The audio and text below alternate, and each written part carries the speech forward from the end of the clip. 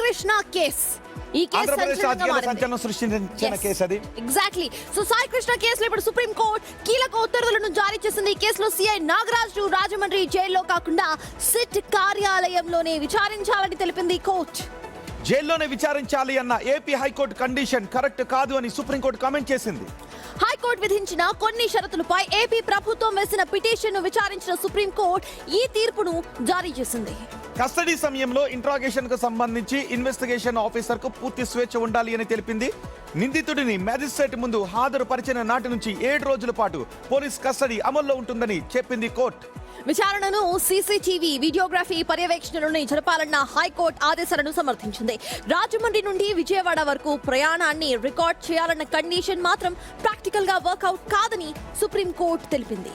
మా ప్రతినిధి కాంతి ఉన్నారు పూర్తి సమాచారం అందించడానికి. సో కాంతి, మొత్తానికి ఇన్వెస్టిగేషన్ ఆఫీసర్ ఇష్ట ప్రకారమే ఆయన విచారించాలి అని చెప్పారు. అదే సమయంలో మొన్న ఏమన్నారు అంటే ఇన్వెస్టిగేషన్ ఆఫీసర్ కూడా గుర్తుందా, అడ్వకేట్ ఉండాల్సిన అవసరం లేదు, మేము రికార్డ్ చేస్తామని. సో ఇప్పుడు ఈ విచారణలో అడ్వకేట్ ఉంటారా, ఉండాల్సిన అవసరం లేదా?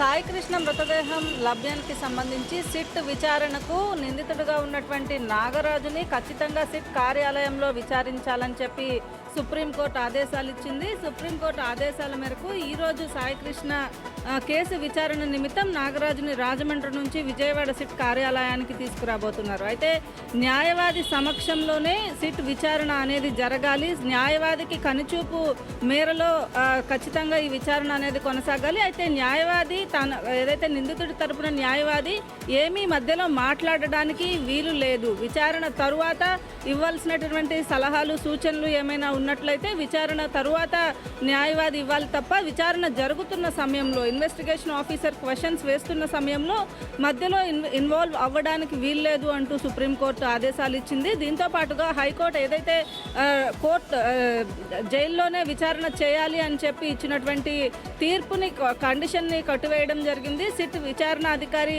కార్యాలయంలో జరగచ్చు, లేదా అక్కడ ఎక్కడైతే ఈ ఇన్సిడెంట్ జరిగిందో ఆ ఇన్సిడెంట్ జరిగిన ప్రాంతానికి కూడా తీసుకువెళ్లి ముద్దాయిని విచారించే అవకాశం ఉంటుంది. అయితే వీడియో ఫోటోగ్రఫీ అనేది విచారణ జరుగుతున్న సమయంలో ఖచ్చితంగా తీయాల్సిన అవసరం ఉంది.